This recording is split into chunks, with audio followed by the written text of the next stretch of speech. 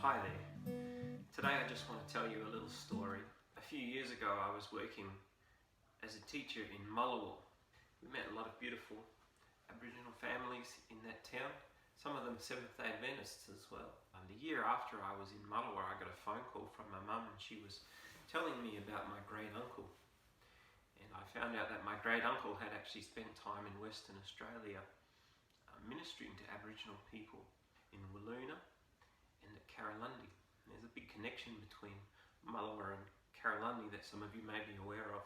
My great uncle was basically like a dog's body in those places, doing lots of different things, fixing lots of different things. And I heard about this, and I heard about his experience there from my mum, and that really impressed me that there's somebody I could get in touch with. His name's Russell Wareham, and I called him up and had a chat with him, and I got to know him a little bit over the phone and asked him about his experience and told him where I was at. And he had just survived a bout of cancer, but when I touched base with him, he was really touched by that, the fact that I reached out to him, and I was very interested in him as a Christian, as an Adventist, as somebody with that experience. My own grandparents had died when I was quite young, so I'd never, as an adult, gotten to know any of my grandparents in the sense of what sort of people they were, what sort of Christians they were, what sort of things they did. But my Uncle Russell was the closest thing that I had to a grandparent at that time, and somebody who was also a Seventh-day Adventist Christian. I phoned him up and we had a lovely chat, and he really encouraged me and prayed for me, and I had the privilege of actually going to visit him in Victoria. But he sent me a couple of books, because sadly he said that his own children probably wouldn't end up reading them. His own children left the church, but he sent me this little book. The spine's falling off because it's pretty old. You can see it there.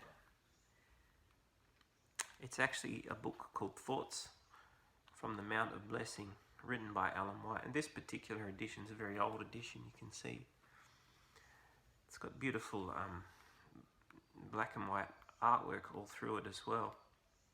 There's another one.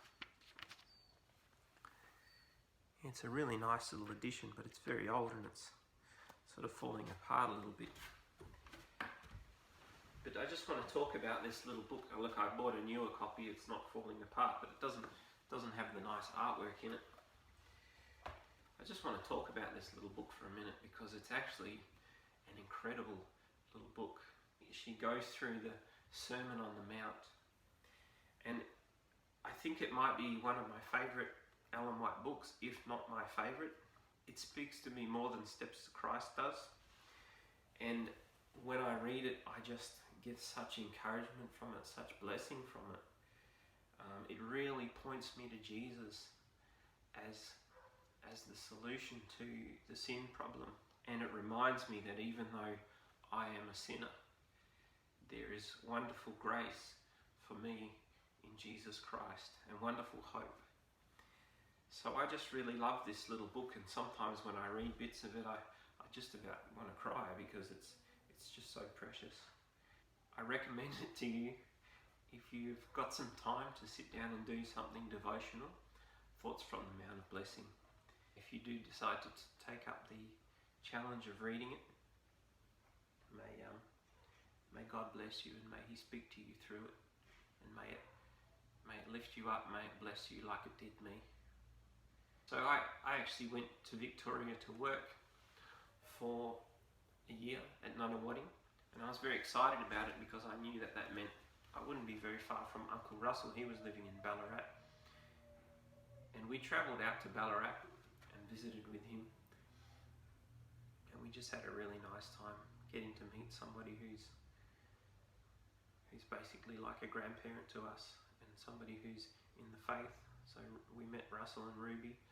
We spent some time in Ballarat with them, and it was really precious, and we're just so thankful that we got to have a little bit of time with him, because he died shortly after that year that we were in Melbourne.